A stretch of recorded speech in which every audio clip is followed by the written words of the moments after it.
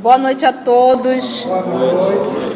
Hoje, 3 de fevereiro de 2017, nós estamos reunidos para estudarmos a obra Paulo e Estevão.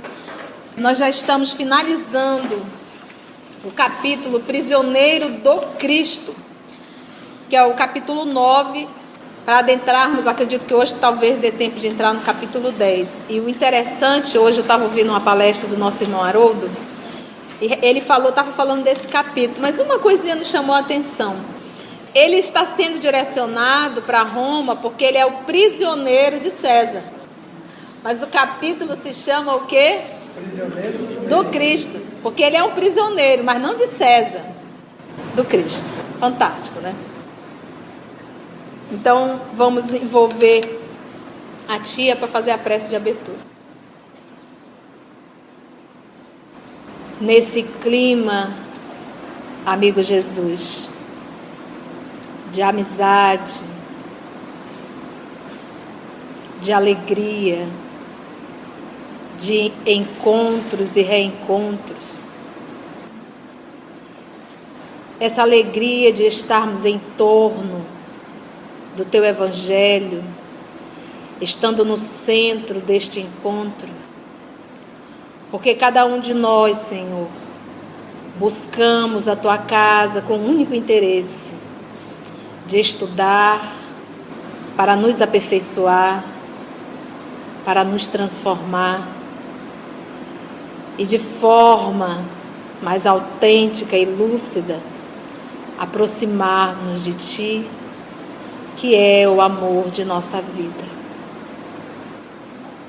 Que na leitura de hoje, Jesus, em que iremos acompanhar um tanto mais esse evangelho vivo, que é Paulo de Tarso, evangelho vivo,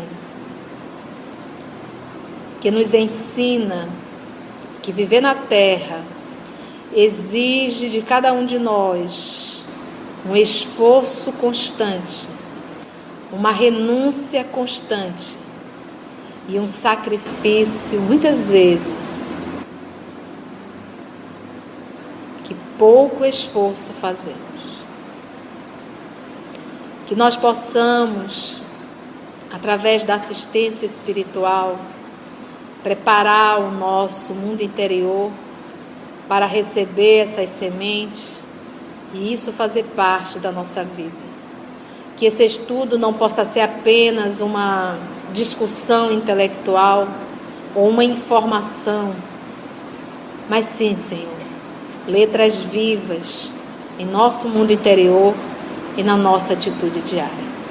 Nós te damos graça pela oportunidade e rogamos que os nossos amigos espirituais que aqui estão, que se fazem presentes, possam nos ajudar, nos auxiliar para o entendimento desta obra.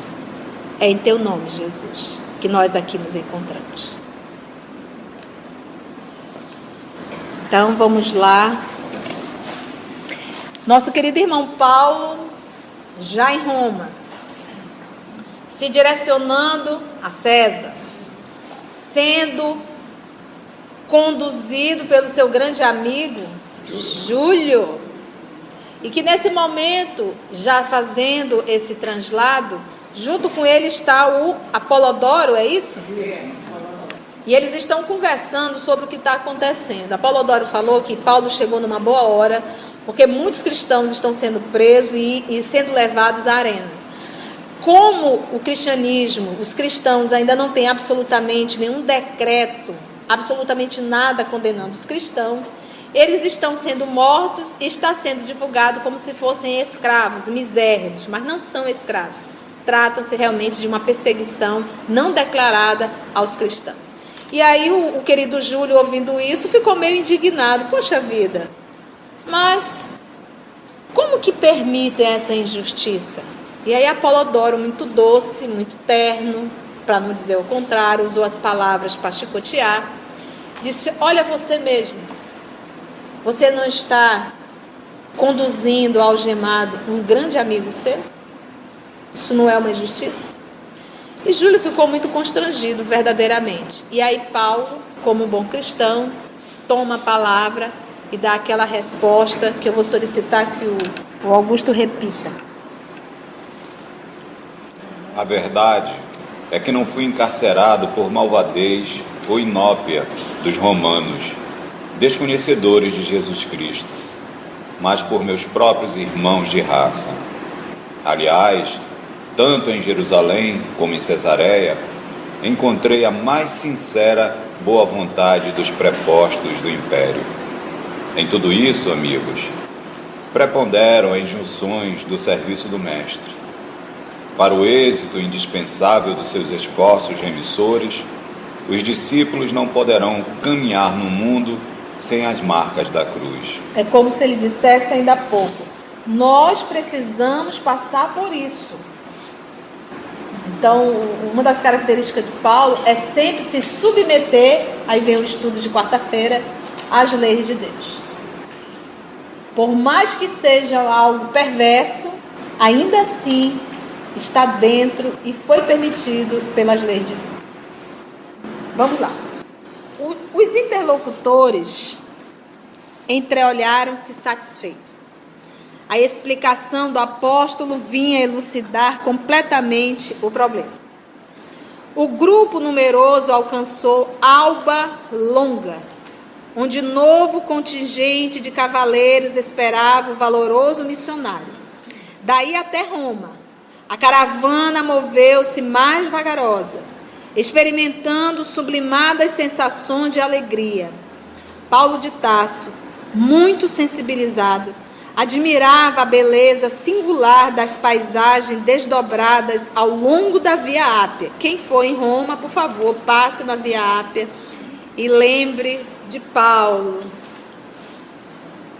Mais alguns minutos e os viajores atingiam a Porta Capena.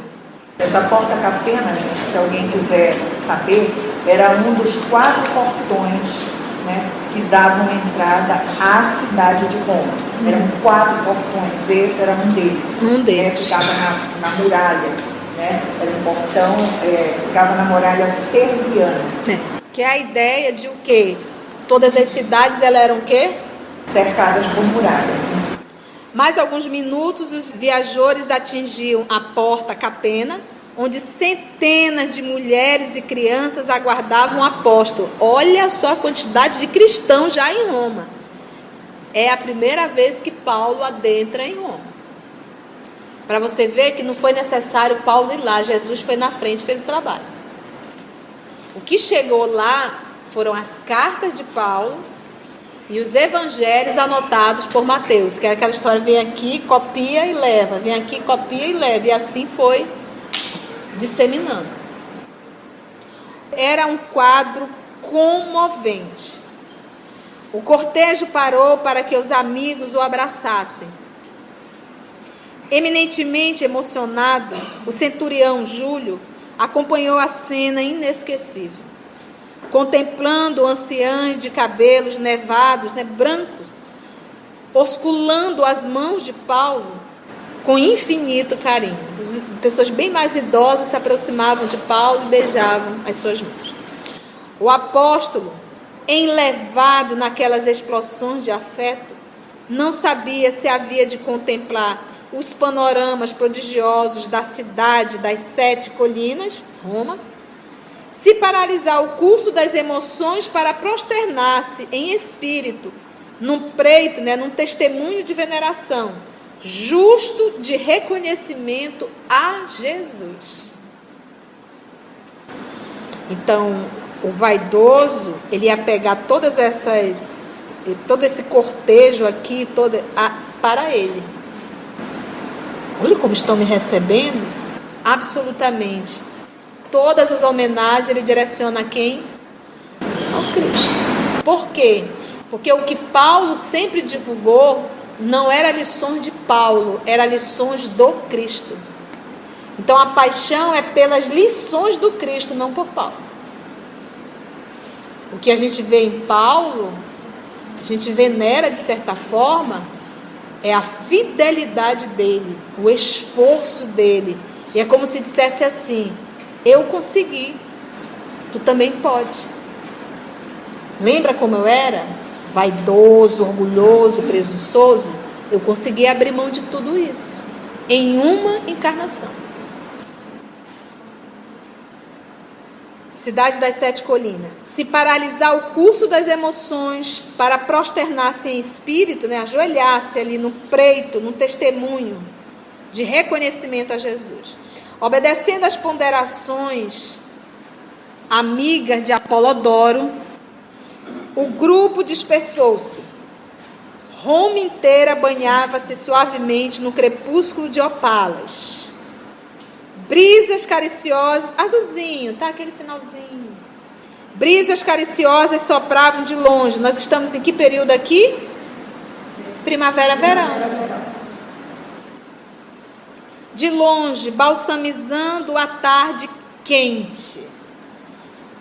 Considerando que Paulo precisava de repouso, o centurião resolveu passar a noite numa hospedaria e apresentar-se com os prisioneiros no dia imediato ao quartel dos pretorianos, depois de refeitos da longa e exaustiva viagem. Em verdade, ele estava tentando retardar para entregar Paulo.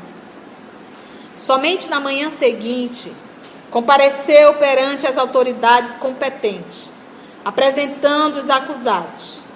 Feliz expediente aquele, porque o ex-rabino sentia-se perfeitamente reconfortado.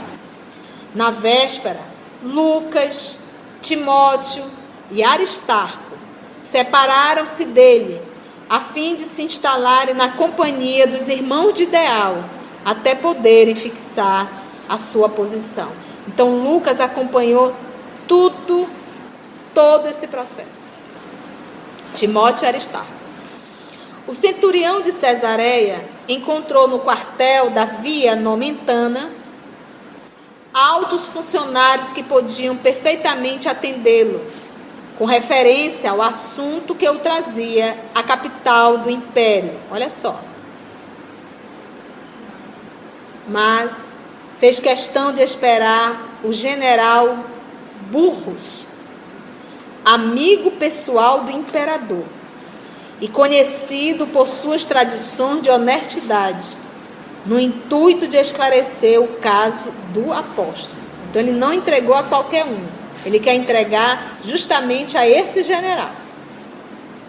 O general o atendeu com presteza e solicitude e ficou suficientemente informado da causa do ex-rabino, tanto quanto dos seus antecedentes pessoais, porque ele tinha cidadania romana. Lembra disso? E das lutas e sacrifícios que vinha amargurando. Prometeu estudar o caso com maior interesse, depois de guardar solícito os pergaminhos remetidos pela justiça de Cesareia. Na presença do apóstolo, porque vocês lembram que foi Cesareia, ele foi julgado em Cesareia. Lá em Cesareia, o que ele solicitou? Que viesse a ser julgado, ele queria César, que viesse a ser julgado por César. Como ele tinha cidadania romana, ele tinha esse direito. E aí foi feito todo esse translado. Na presença do apóstolo, afirmou o centurião que, caso os documentos provassem a cidadania romana do acusado, ele poderia gozar das vantagens da custódia libera. Caso ele tivesse a cidadania, ele não ficaria dentro da prisão. Estaria preso, mas em um outro local.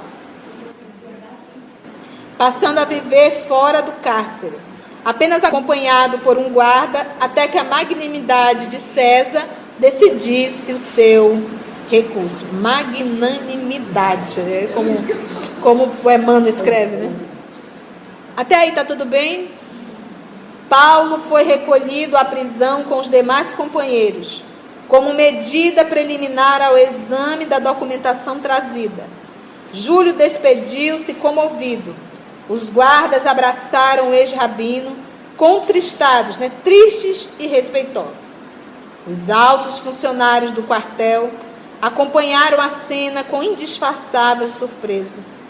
Prisioneiro algum havia ali entrado até então com tamanhas manifestações de carinho e apreço.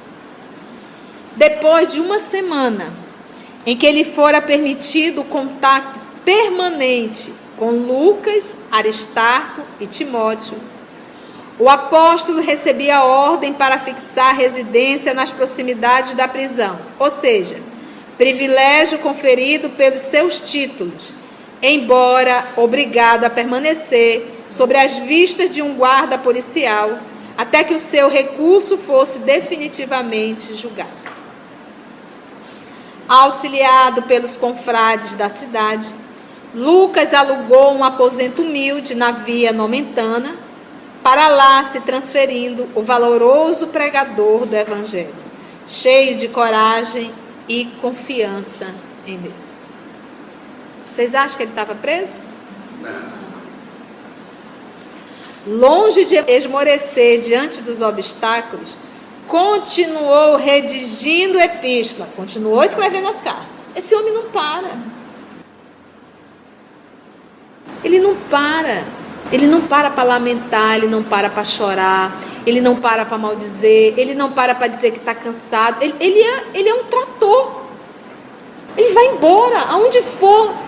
Você lembra ele dentro do barco? O barco passou quantos dias naquele movimento enlouquecido? 14 dias. O povo vomitando, passando mal. E o que ele estava fazendo? Pregando. Todo mundo vomitando. Não, coma, você tem que comer. Comparemos isso tudo. Joga os trigos. É assim a morte. A gente tem que deixar tudo. O homem não para. Porque quando a gente para, a gente começa a lembrar das nossas dores. Muito bom. Longe de esmorecer diante dos obstáculos, continuou redigindo epístolas consoladoras e sábias às comunidades distantes. No segundo dia de sua nova instalação, recomendou aos 3 companheiros procurassem trabalho. Gente, quantos anos ele passou preso em Cesareia? 2 anos. Também ele passou 2 anos escrevendo cartas. Aqui continua escrevendo. Então, nós só temos no Novo Testamento 15. Mas foram muitas cartas. Isso aqui foi o que conseguiram colocar. Ele está orientando, conduzindo, fazendo que um faça as pazes com o outro. Ele está sempre fazendo aquela atitude do pai, conciliatória.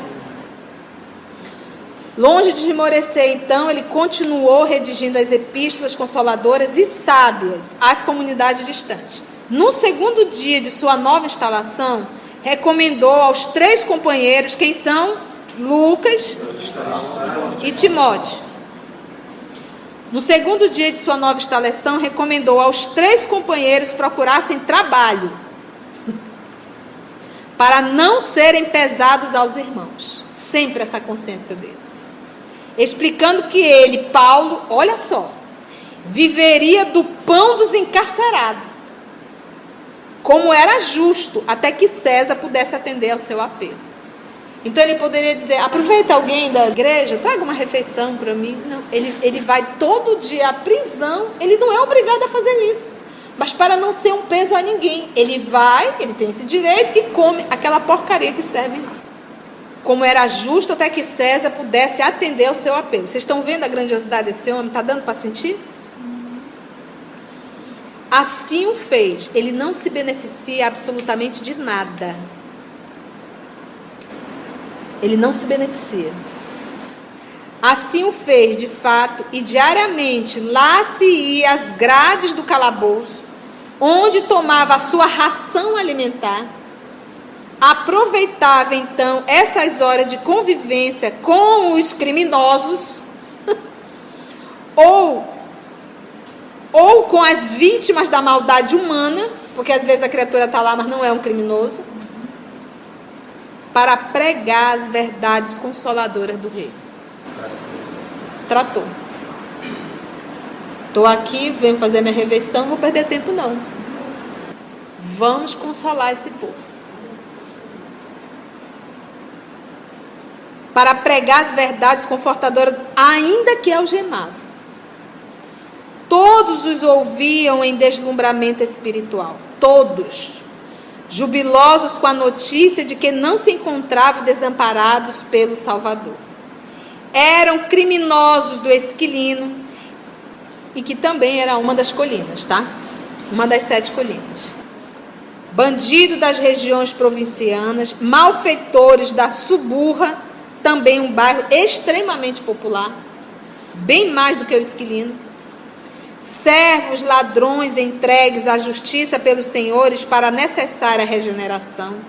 E pobres perseguidos pelo despotismo, autoritarismo, tirania da época, que sofriam a terrível influência dos vícios da administração.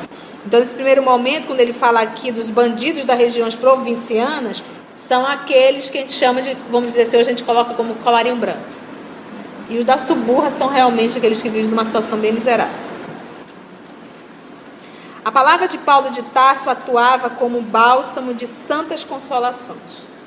Os prisioneiros ganhavam novas esperanças e muitos se converteram ao Evangelho. Como Onésimo, o escravo regenerado, que passou a história do cristianismo na carinhosa epístola a Filemon. É uma pequenininha, posso? Olha a epístola, rapidamente, tá? Endereço, olha como é que ele coloca. Paulo, vírgula, prisioneiro de Cristo Jesus. Ele não coloca Paulo, prisioneiro de César.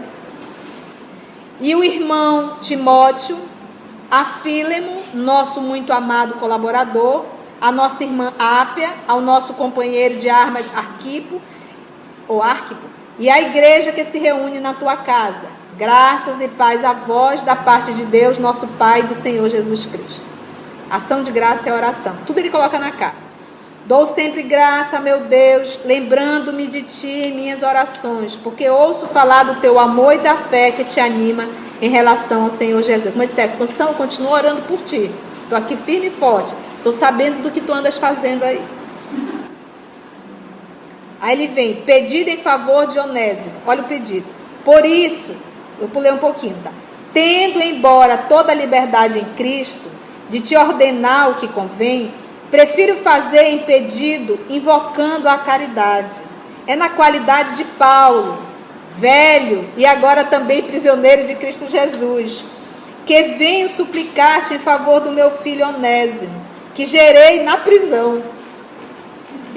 Agora nós vamos entender isso aqui. Paulo não estava preso entre aspas. Ele ia tomar as refeições e nesse momento das refeições ele acabava pregando. E nisso ele fez esse filho amado, que é o Onésimo, que gerei na prisão. Outrora ele te foi inútil, mas doravante será muito útil a ti, como se tornou para mim. Mando-o de volta a ti. Ele é como se fosse meu próprio coração. Eu queria segurá-lo comigo para que eu, em teu nome, ele me servisse nesta prisão que me valeu a pregação do Evangelho. Entretanto, nada quis fazer sem teu consentimento, para que tua boa ação não fosse como que forçada, mas espontânea. Então aqui ele está intercedendo, pediu, acho que deve ter tido alguma rixa aí entre os dois, e ele está solicitando, através dessa epístola, que os dois viessem a fazer as pazes. Depois você termina em casa a leitura, tá? E a outra leitura que nós deveríamos fazer é as cartas aos Hebreus. No terceiro dia da nova situação, Paulo de Tarso chamou os amigos para resolver determinados empreendimentos que julgavam indispensáveis. Encareceu, rogou, a diligência, o cuidado de um entendimento com os israelitas, sempre. Precisava transmitir-lhes as claridades da boa nova, porque a gente tinha israelita em tudo quanto era cidade, vocês já perceberam. Para todo lugar que Paulo foi, tinha um grupo de israelitas, hebreus. No entanto, precisava transmitir as claridades da boa nova. No entanto, era impossível, no momento, uma visita à sinagoga. Por que ele não podia ir? Ele estava sob prisão. Sem paralisar, contudo, os impulsos dinâmicos da sua mentalidade vigorosa, pediu a Lucas convocasse os maiorais do judaísmo na capital do império, a fim de lhes apresentar uma exposição de princípios que supunha conveniente. Na mesma tarde, grande número de anciãos de Israel compareciam no seu aposento, que devia ser um quarto bem pequeno. Paulo nunca desistiu dos seus irmãos de raça. Teve vontade algumas vezes, mas ele sempre quis mostrar a eles. Por isso que ele era chamado o apóstolo dos gentios. Que ele foi pregar fora, já que os de dentro não queriam entender. Paulo de Tarso expõe as notícias generosas do reino de Deus. Esclarece a sua posição. Refere-se às preciosidades do evangelho. Os ouvintes mostraram-se algo interessados, mas ciosos de suas tradições, zelosos demais, acabam tomando atitude reservada e duvidosa. Quando terminou a oração entusiástica, o Rabi Menandro exclamou em nome dos demais: Vossa palavra merece nossa melhor consideração. Entretanto, amigo, ainda não recebemos nenhuma notícia da Judéia a vosso respeito. Temos, todavia, algum conhecimento desse Jesus, a quem vos referis com ternura e veneração. Fala-se dele, em Roma, como de um revolucionário criminoso, que mereceu o suplício reservado aos ladrões e malfeitores, em Jerusalém. Sua doutrina é ávida por contrária à essência da lei de Moisés. Sem embargo, desejamos sinceramente ouvir-vos sobre o novo profeta, com a calma necessária. Por outro lado, é justo que não sejamos nós apenas os ouvintes dessas notícias singulares. Convém que vossos conceitos sejam dirigidos à maioria dos nossos irmãos, a fim de que os julgamentos isolados não prejudiquem os interesses do conjunto. Paulo de Tarso percebeu a sutileza da observação e pediu que marcasse o dia da pregação a uma assembleia maior. Alvites, sugestão, esse que foi recebido pelos velhos judeus com justo interesse. No dia marcado, no dia aprazado, vasta aglomeração de israelitas comprimia-se e desbordava do quarto humilde, onde o ex-rabino montara a nova tenda de trabalhos evangélicos. Ele pregou a lição da Boa Nova e explicou pacientemente a missão gloriosa de Jesus desde a manhã até a tarde. Alguns raros irmãos de raça pareciam compreender os novos ensinamentos, enquanto que a maioria se entregava a interpelações ruidosas e a polêmicas estéreis. O apóstolo recordou o tempo de suas viagens, vendo ali a repetição exata das cenas irritantes das sinagogas asiáticas, onde os judeus se empenhavam em combates acérrimos, ardentes. Então, mais uma vez, se repetiu a cena. A noite avizinhava-se, ou seja, passaram o dia inteiro discutindo. A noite avizinhava-se e as discussões prosseguiam acaloradas. O sol despedia-se da paisagem, dourando o cume das colinas distantes. Observando que o ex-rabino fizera uma pausa para ganhar algum fôlego, coitado, o dia todo pregando, Lucas aproximou-se e confidenciou: Dói-me constatar quanto esforço dependes para vencer o espírito do judaísmo. Olha a frase de Lucas: dói-me constatar quanto esforço tu despendes para vencer o espírito do judaísmo. Ele diz: eu sinto dor, está cansado, já está com idade, mas já apanhou tanto, está preso por conta dessa rixa do judaísmo, e ele ainda assim não desiste, porque os judeus se consideram como inimigo. Ele não desiste de esclarecer.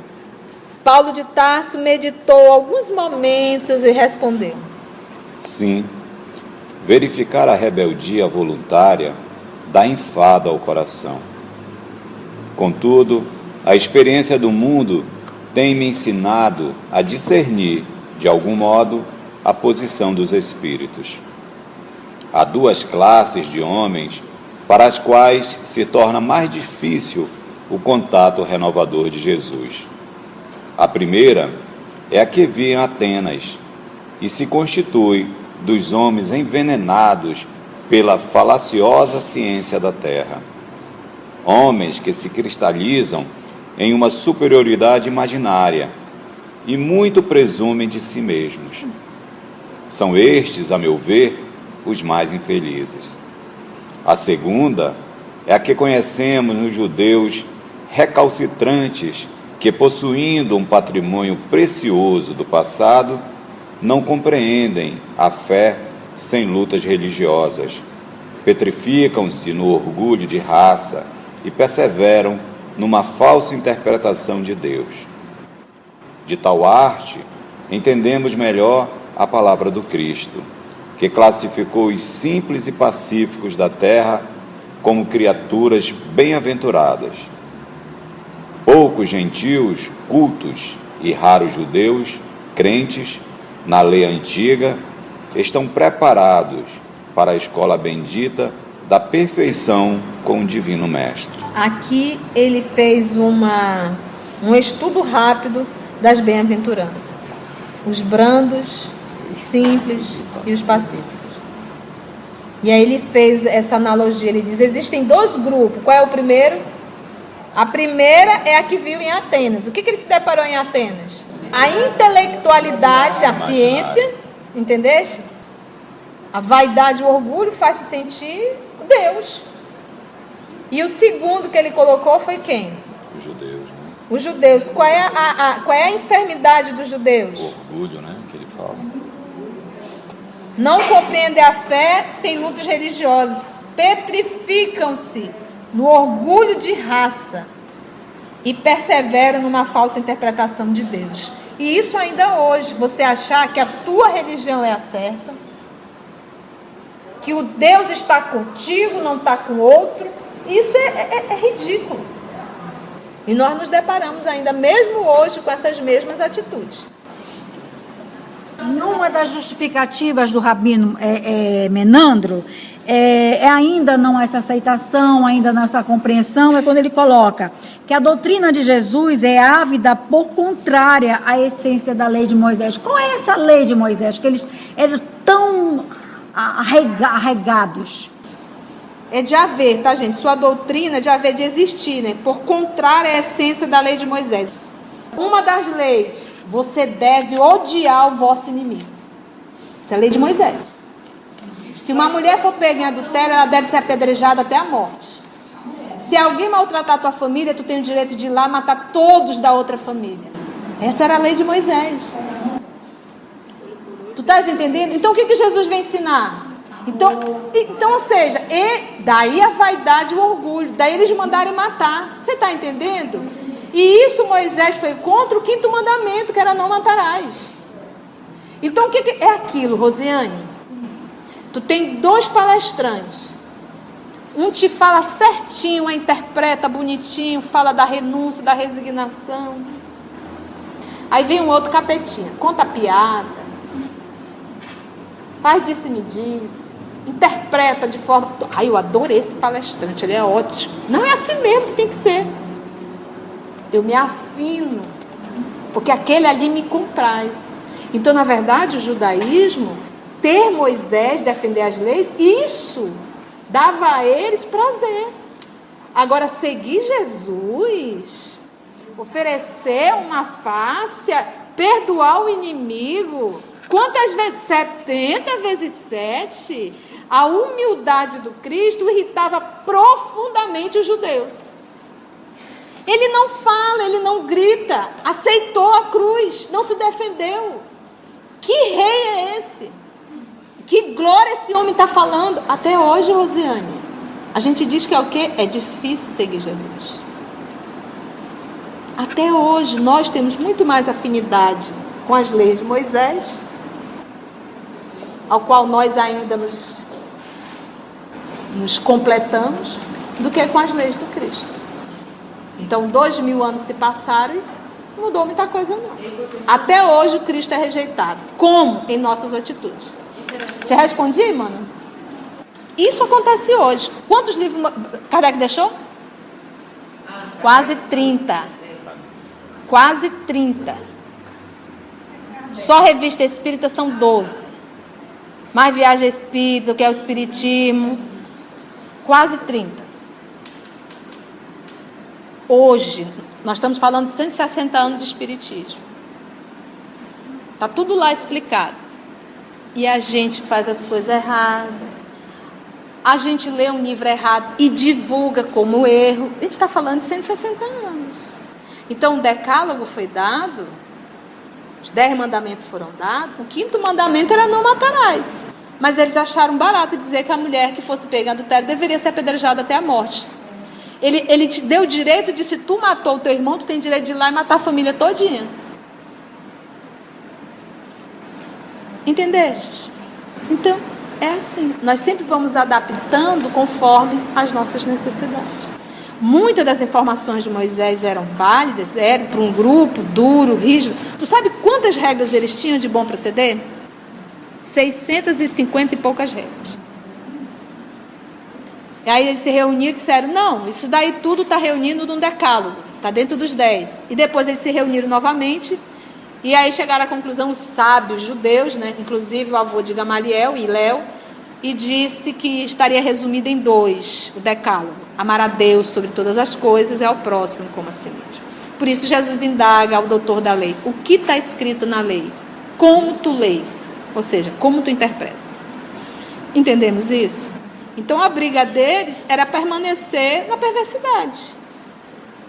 Por isso dizerem que ele estaria contra as leis de Moisés. É por isso que as cartas aos Hebreus, se nós lermos, Paulo está todo o tempo citando o Antigo Testamento. Ele cita o Antigo Testamento e traz Jesus. Siga o Antigo Testamento e traz Jesus. Por quê? Porque ele está conversando com os israelitas. Carta aos Hebreus.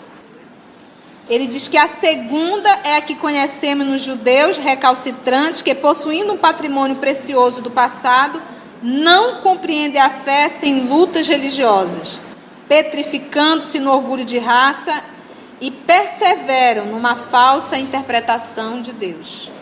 Lucas passou a considerar o justo conceito do apóstolo, mas, a esse tempo, as palestras ruidosas e irritantes dos israelitas pareciam um fermento rápido de pugilato, de lutas inevitáveis. O ex-rabino, porém, desejoso de paz, subiu novamente à tribuna e exclamou: Irmãos, evitemos as contendas estéreis e ouçamos a voz da própria consciência. Continuai examinando a lei e os profetas, nos quais encontrareis sempre a promessa do Messias que já veio. Desde Moisés, todos os mentores de Israel referiram-se ao Mestre com caracteres de fogo. Não somos culpados da vossa surdez espiritual. Invocando as discussões ferinas de há pouco, recordo a lição de Isaías, quando declara que muitos hão de ver sem enxergar e ouvir sem entender. São os espíritos endurecidos que, agravando as próprias enfermidades, culminam em lutas desesperadoras, para que Jesus possa, mais tarde, convertê-los e curá-los com o bálsamo do seu infinito amor. No entanto, podeis estar convictos de que esta mensagem será auspiciosamente recebida pelos gentios simples e infelizes, que são, na verdade, os bem-aventurados de Deus. Se ele fala isso na sinagoga, ele já teria sido apedrejado. Ele colocou nesse momento os gentios como melhores do que os israelitas. Isso na cabeça deles, que são extremamente orgulhosos, porque o que os israelitas acreditavam? Que eles eram o povo escolhido. Que só eles eram filhos de Deus. Os outros não eram. Você está entendendo? Você vê hoje pessoas em contato com religião da mesma forma. Quando você vai estudar a viagem espírita, O Kardec tem uma frase dele, ele lê esse livro, Viagem Espírita, é muito bom.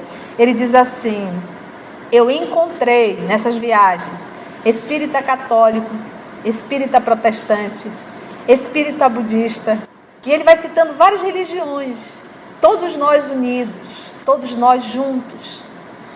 Então não existe essa coisa de partido. Eu converso com meu sobrinho, eu digo: filho, religião é partido, religiosidade é união. Então não existe partido. E aqui o judaísmo ele tinha muito disso, até hoje é um pouco, né? E algumas pessoas carregam isso dentro de si. Ela acha que a religião dela é a certa, que ela está salva dentro da sua religião e que Deus só está para ela. Para você ver como é uma mentalidade extremamente curta, pequena e limitada. Gente, algum comentário, alguma pergunta? Olha, eu vou ouvir a voz da sabedoria. A nossa irmã vai fazer a prece de encerramento. A Marli! Senhor Jesus, recebendo todas essas informações, Senhor, é impossível que nós, apesar de filhos rebeldes, não procuremos nos melhorar a cada dia, um pouquinho que seja, Senhor, porque contamos com a força do Teu amor para nos revelar sempre o caminho melhor a seguir. Obrigada, Jesus. Obrigada por esses momentos que nos elucidam tanto, que nos fazem deixar todas as outras baladas para vir para a balada do Teu Evangelho e junto com o Paulo Estevam. Obrigada por essa força maravilhosa que Tu nos dás, por essa alegria que sentimos em estar aqui sempre junto contigo. Que o nosso caminho, Senhor, seja sempre palmilhado no Teu querido Evangelho. Que esta casa bendita que nos acolhe nunca deixe de nos acolher e que nós nunca procuremos dela fugir. Obrigada, Jesus. Que possamos voltar aos nossos lares na Tua santa paz e possamos também distribuir o amor a todos aqueles que nos circundam. Que a Tua graça e o Teu amor esteja junto a todos nós, encarnados e desencarnados que aqui nos encontramos, pela avidez que sentimos de melhorarmos a cada dia. Obrigada mais uma vez, Jesus.